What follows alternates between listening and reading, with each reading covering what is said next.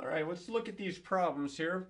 Now, before we actually work these problems out, I would have hoped that at this point you've already attempted all of these problems and did your best. Remember, on the odd number problems, you can look back in the book and check your answers and see if you got stuck. Maybe you can work backward from your answers. Always a good way to be able to determine how to work the problem out. I've worked backward on some of the problems before, and it's helped out quite a great deal.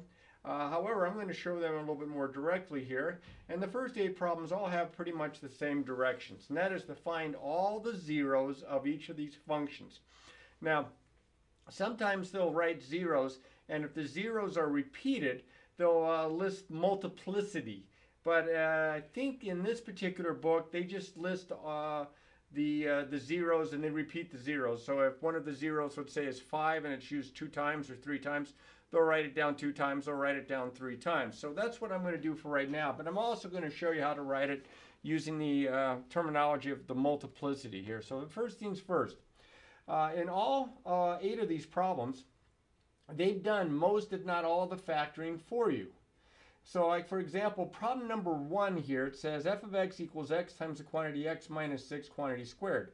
A zero of a function is the number that if you plug it in, let's see, make sure my mic is on, it is, make sure my mic is on, it is, that if you plug it in for x, it makes the expression equal to 0.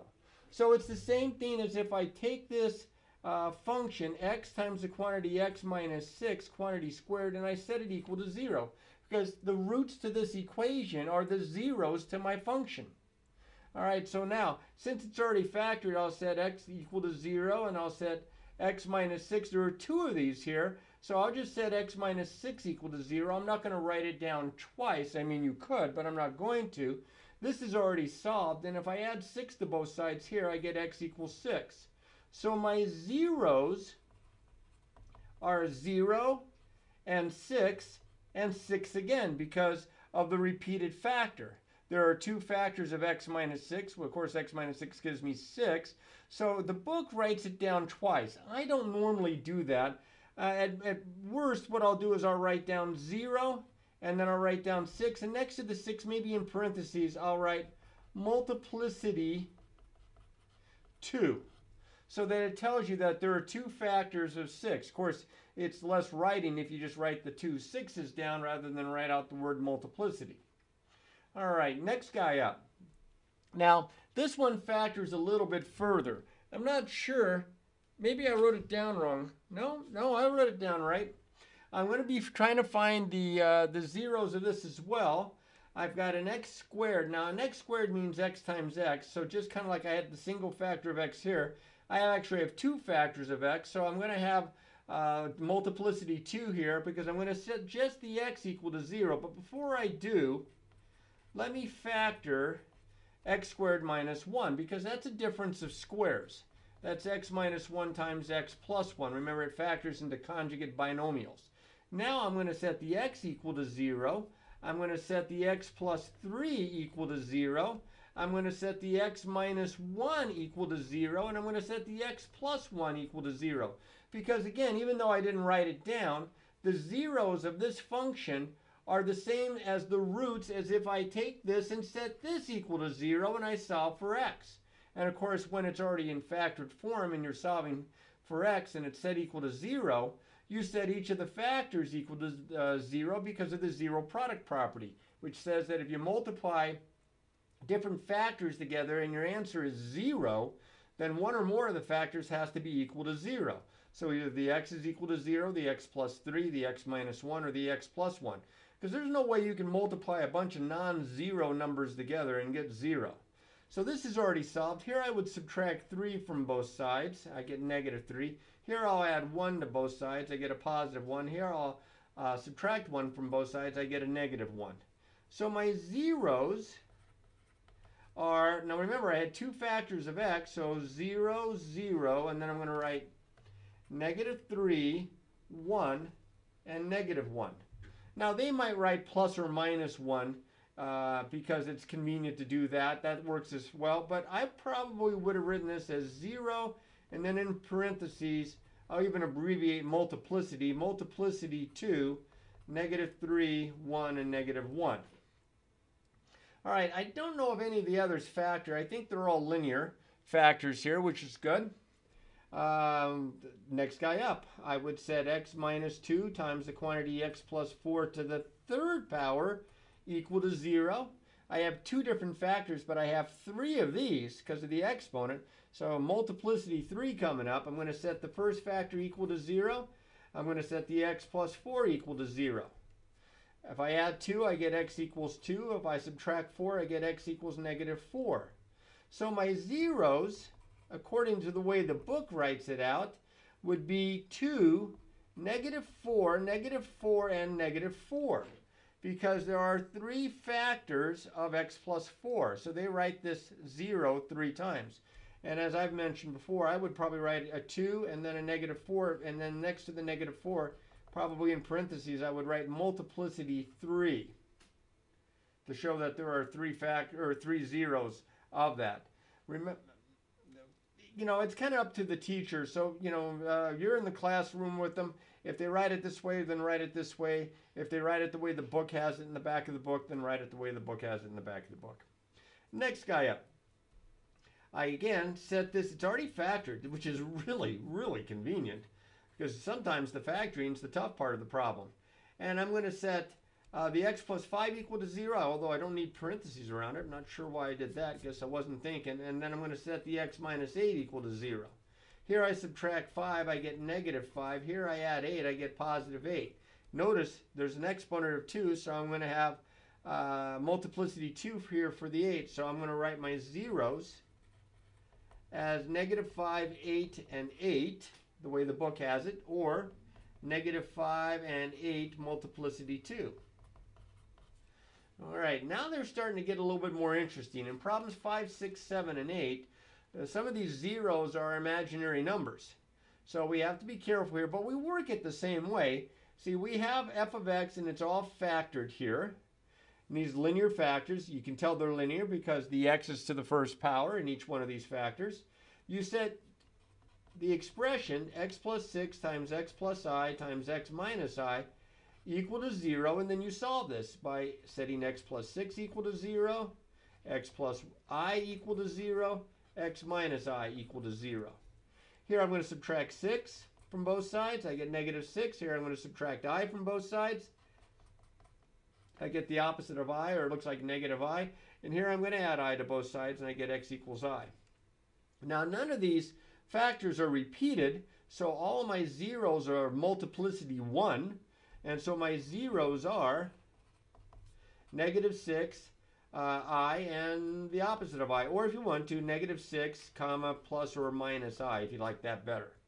Okay, that's kind of cool. All right, this guy is very similar. All right, I'm going to set the t quantity t minus 3 times the quantity t minus 2 times the quantity t minus 3i times the quantity t plus 3i equal to 0. Again, it's already been factored for us. That's great. Set each one of these linear factors equal to 0. T minus 3 equals 0. T minus 2 equals 0. T minus 3i equals 0. T plus 3i equals 0. Don't write too big. You run out of space. I almost did. Here I'm going to add 3 to both sides. I get t equals 3. Here I'm going to add 2 to both sides. I get t equals 2. Here I'm going to add 3i to both sides, and I get t equals 3i. And here I'm going to subtract 3i from both sides, and I get t equals negative 3i.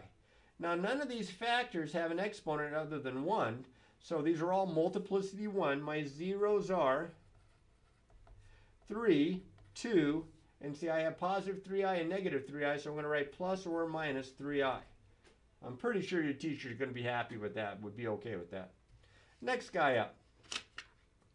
Here again, I have already in factored form. It's just that instead of having pure imaginaries here of I, negative I, 3i, or negative 3i, I'm going to have some just traditional complex numbers here, or imaginary numbers here, more in the a plus bi form. So I'm going to take this expression. Hopefully you can see this. I don't realize how bad my knuckles cover up what I'm writing.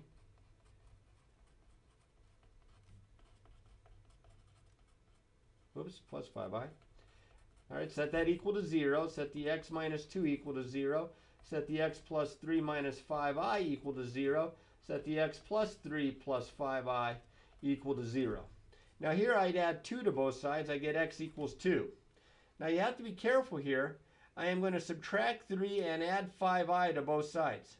Subtract 3, add 5i to both sides, and I get negative 3 plus 5i. Here I'm going to subtract 3 and I'm going to subtract 5i from both sides, and I get x equals negative 3 minus 5i. You may remember these two guys here as being what they call complex conjugates. All right, complex conjugates. So my zeros are 2, and watch what I'm going to do, write these two complex conjugates as negative 3 plus or minus 5i. That way I kind of account for both. Negative 3 plus 5i, negative 3 minus 5i. All right, another guy here. I'm going to set it equal to 0. Now, I don't know if by now you're even writing this step down, because you could probably just set it equal to 0 on the end. Oh, I just lost my screen. Oh, no, it's still there. Let's see. So I set it equal to 0. I set each of these factors equal to 0. Now I know that this factor is raised to the second power, so that I'm going to have a 0 here of multiplicity 2. M minus 2 plus 4i equals 0. M minus 2 minus 4i equals 0. Can you see that? You should be able to see that. Here I add 4 to both sides. Here I'm going to add 2 and subtract 4i from both sides. I'm going to add 2 to get rid of the minus 2. I'm going to subtract 4i to get rid of the plus 4i. I get 2 minus 4i here. Here I'm going to add 2 and I'm going to add 4i to both sides, and I get 2 plus 4i. Now I have multiplicity 2 here, so my zeros are 4 multiplicity 2, and also 2 plus or minus 4i. Now if in the book they might write 4 comma 4 comma 2 plus 4i, 2 minus 4i. It's more than one way to write this. You could write it out like this. I just think it looks better this way. Check with your teacher and what they want. All right, now let's flip this over.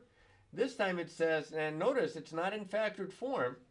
It says find all the zeros of the function and write the polynomial as a product of linear factors. And then it says verify with a graphing calculator or some, decimals or something. Well, first things first. If I'm trying to find the zeros, I'm trying to find out when this is 0. So when x squared minus 4x plus 1 equals 0. Well, this guy doesn't factor. So the only way I can solve this is if I use the quadratic formula. X equals the opposite of b plus or minus the square root of b squared minus 4ac all over 2a. That should look hopefully familiar. So a is 1, b is negative 4, c is 1. I get x is equal to the opposite of negative 4, which is 4, plus or minus the square root of negative 4 squared, b squared, minus 4 times a, which is 1, times c, which is 1, all over 2 times a, which is 1. So I have to simplify a little bit. This is going to be 4 plus or minus the square root of, looks like 16 minus 4, divided by 2, which is 4 plus or minus the square root of 12 over 2. Now, the square root of 12 is the same thing as the square root of 4 times 3, which is the same as the square root of 4 times the square root of 3. You must simplify your radicals. The simplest radical form, I get 2 square roots of 3.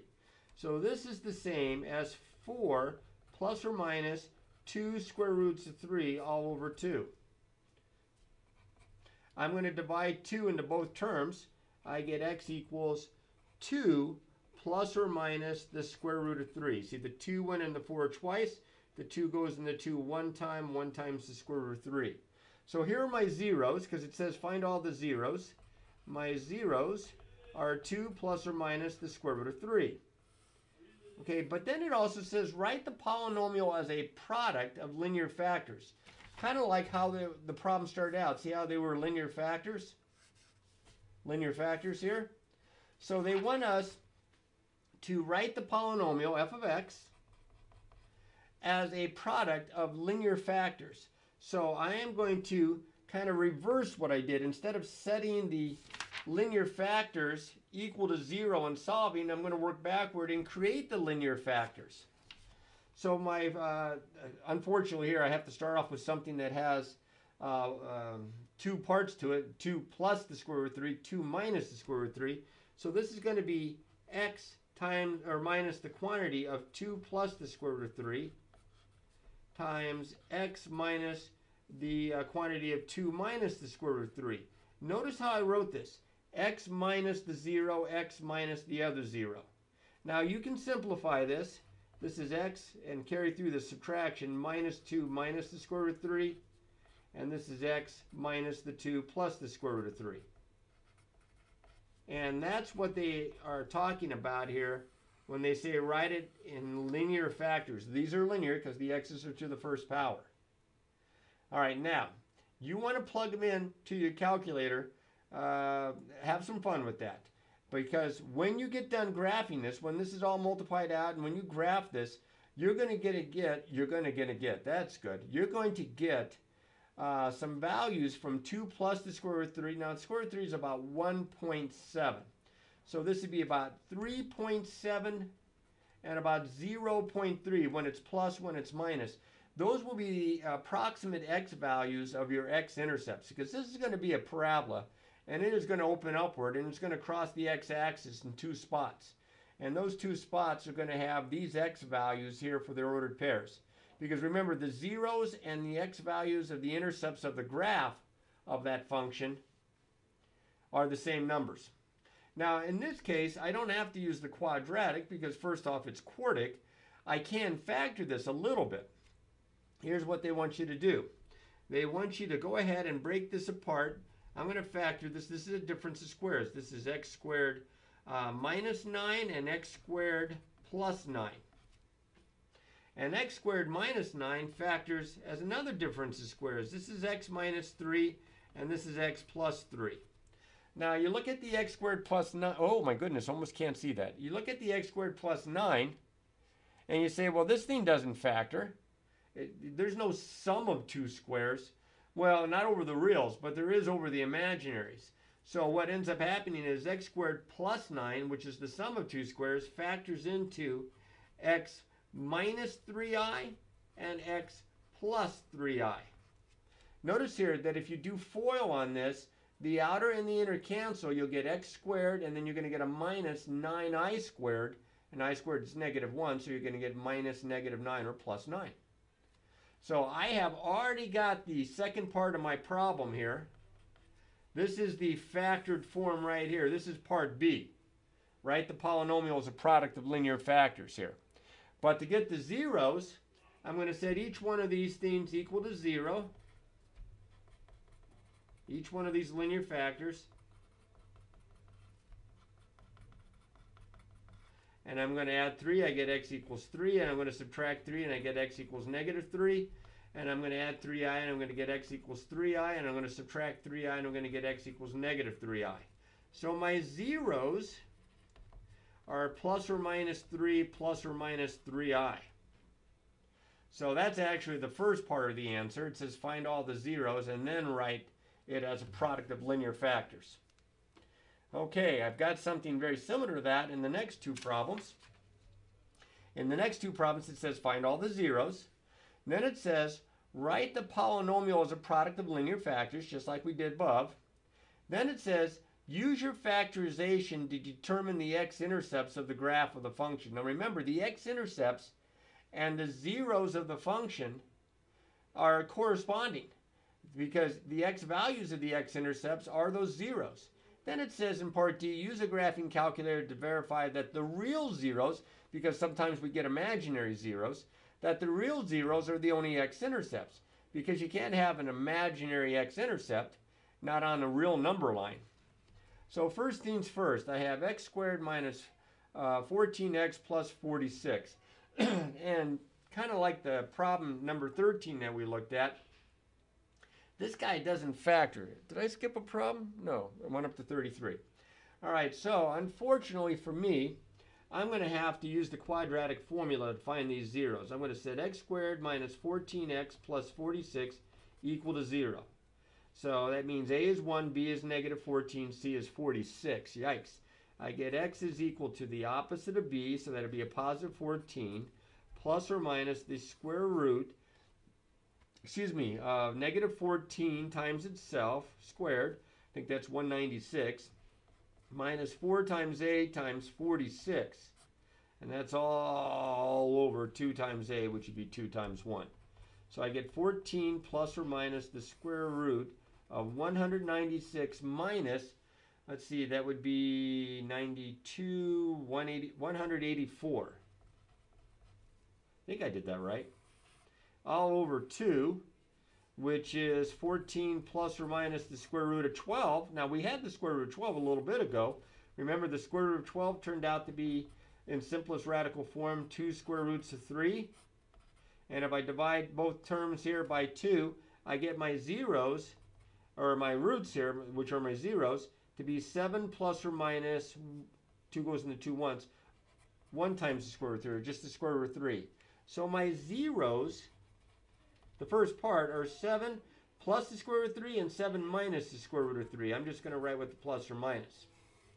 Now I'm going to write the linear factors like I did above, and also kind of something like this.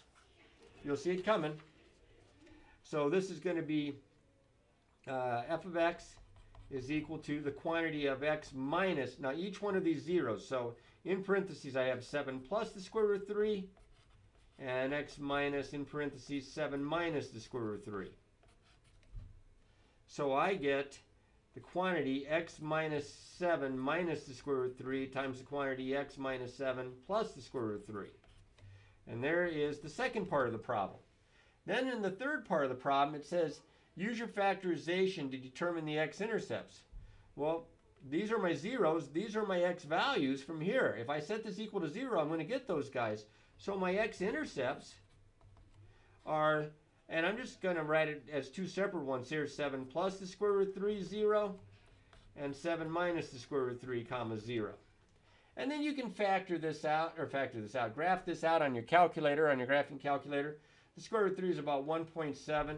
So you should get x-intercepts of about 8.7 and about 5.3 as x values. So you would get this and this, if you were, or approximately, if you were to graph it and then trace to find what your x-intercepts are.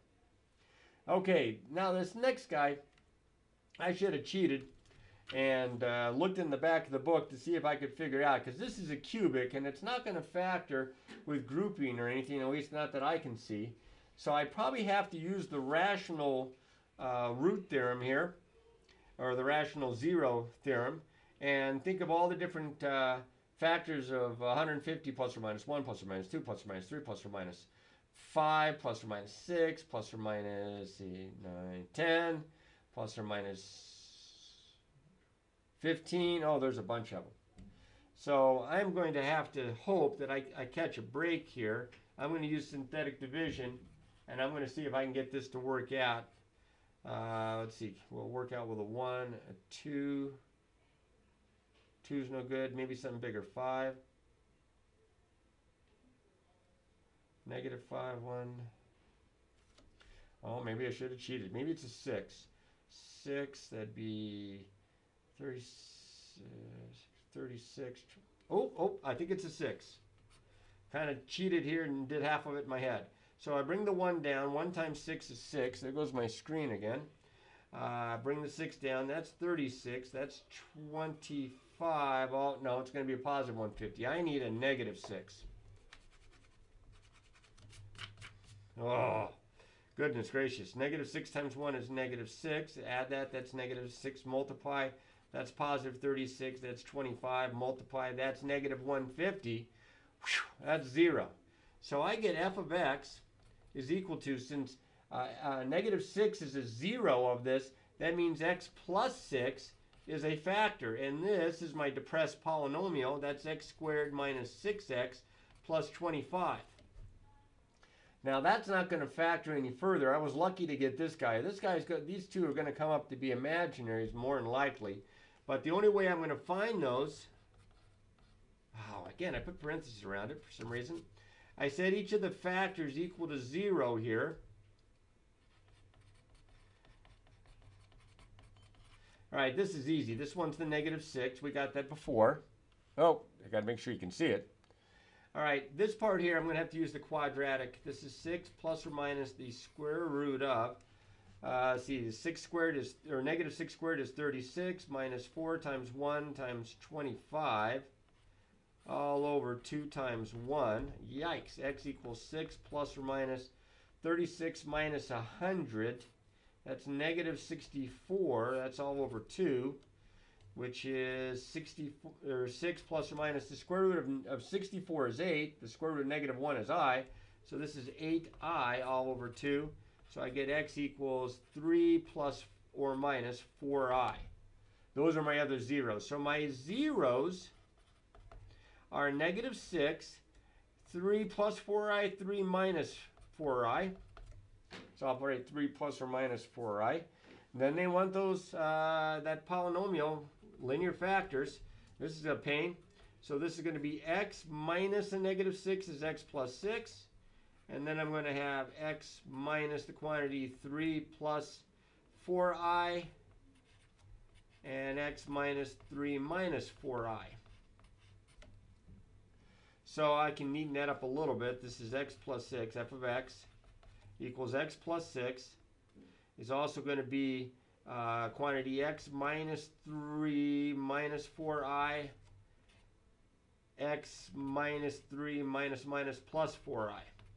Yikes. All right, so now those are my 3 linear factors there, because it did say to break them down and as a product of linear factors. Then it says use this factorization to find the x-intercepts. Well, the x-intercepts is when this is equal to 0. This is this. I already set it equal to 0 a while back. To find this, when I was factoring, the zeros are the x values of my x-intercepts. So my x-intercepts are negative 6, 0, 3 plus 4i, comma 0, and 3 minus 4i, comma 0. Okay, or you could probably write 3 plus or minus 4i, comma 0, and get 2 for 1. And those are my x-intercepts. That's the third part of the problem. Now, if you go to check this by graphing this on your graphing calculator, it's only going to cross the x-axis one time. And it's going to cross it at negative 6, 0 because of this factor. These are imaginary. So your graph's probably, like, I mean, I can't guarantee you this, but if this is your set of axes, it probably does something like this, where it doesn't, this part doesn't dip down below. And you just have the one x-intercept at negative 6, 0. So that's this guy right here. That's a peach. All right, just about got this whipped. Find a polynomial function with integer coefficients that have the given zeros. We're just working backward. We've been doing this. We've been writing this by writing out the linear factors. So we have 1, so we have x minus 1. We have 5i, which is x minus 5i. And we have negative 5i, which is x minus a negative 5i, or x plus 5i. So if you multiply these last two together using FOIL, they are conjugates because one's got a plus, one's got a minus, and everything else is the same. So you really only have to multiply the first terms and the last terms. Now this is going to be minus 25i squared. But I squared is negative 1. So 25i squared is negative 25. Negative 25. Well, subtracting a negative 25 is the same thing as adding a positive 25. And then I'm going to go ahead and finish this off by doing FOIL here. I get x to the third minus x squared plus 25x minus 25 when I do FOIL. No like terms. All my coefficients are integers. No fractions, no imaginaries. Okay, next guy up. Very similar. This time I'll call him g of x. So I have all imaginary zeros here. So I'm just going to write x, first one, minus I. Next one, x plus I. Next one, x minus 6i. Next one, x plus 6i. I'm going to multiply these together, and I'm going to multiply these together. Because if I do, I can use the conjugate trick here on both of these. So g of x, this is going to give me x squared minus, the outer and the inner are going to cancel, minus I squared is plus 1. Minus I squared, I times I is I squared, which is negative 1, You'd be subtracting negative 1, that's adding 1. Similarly, this is going to be x squared, and it's going to be minus 36i squared, which is a negative 36. So I'm going to have minus negative 36, or plus 36. Now I'm not actually writing down the minus 36i squared, the minus 36i squared, I squared being negative 1, so this becomes the plus 36. I'm just kind of explaining it there. I hope that's not messing you up. Give me a call if not. If it is messing you up. So I'm just going to do a little FOIL here. I get x to the 4th. That would be plus 36x squared minus, or plus 1x squared. Be plus 37x squared. And then it's going to be a plus 36 when I get done with the FOIL. So there's that answer. There's that answer. Those are good ones. Here we go. Last couple of problems here. Now, in this case, it says write the polynomial as a product of factors that are irreducible over the rationals. There are product of factors of linear and quadratic factors that are irreducible over the reals, and C, a completely factored form. So that might mean that we have imaginaries. So what happens here is I can factor this a little bit. Because it is an x to the 4th, it is an x squared, it is a constant. It factors like a trinomial, but instead of an x and an x, it's an x squared and an x squared. I need a minus 7 in here, so what I'm going to do, or excuse me, a minus 6 in the middle with a negative 7 on the end, so I'm going to go with minus 7 plus 1. All right, now that's part A. Part B says, write it as a product, because these are irreducible over the rationals. I can't break them down anymore. Then it says write it as a product of linear and quadratics that are reducible over the reals. So I might get some irrationals, because irrationals are reals. Okay, so what happens is this guy factors. It's like a difference of two really weird perfect squares. This one doesn't, because the only thing that is going to make x squared plus 1 equal to 0 is an imaginary number if you plug in for x. So what I'm going to do here is I am going to factor this. This becomes like a set of conjugates here. An x and an x. One's a minus, one's a plus. And what times itself gives you the 7? Well, that'd be the square root of 7. That's some wild stuff. That's your answer for B. Because, and notice, everything's real. But then it says, what about completely factored form? Well, that means this guy into a linear. So this stays the same. This stays the same. Now, how do I get x squared plus 1? Well, I did this before. You can factor a sum of two squares with an x, and one's a plus and one's a minus. But what times itself would give you negative 1? Because this is the idea of x squared minus negative 1. Well, that would have to be an I. So x plus I times x minus I. Do FOIL, you'll get right back to x squared plus 1. And that is your answer for part C. That one is a peach. All right, now, in 51, they give you a hint, which I wrote down. You have a quartic. All right, I know that was a quartic, but there were only 3 terms, so I could start off by factoring. And this guy's got 5 terms. I can't just start off by factoring here, but they do tell us that x squared minus 6 is a factor.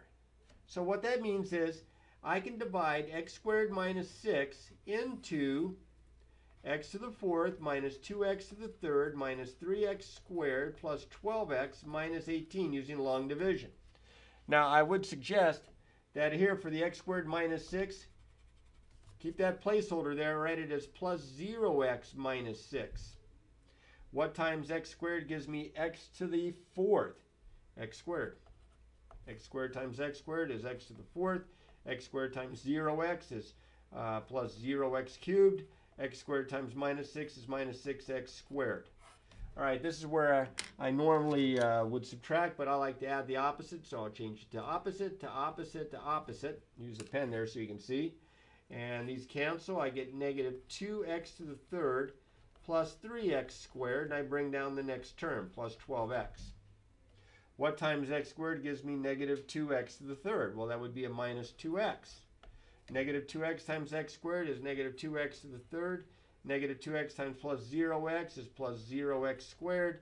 Negative 2x times a minus 6 is plus 12x. Ooh, something's going to cancel here.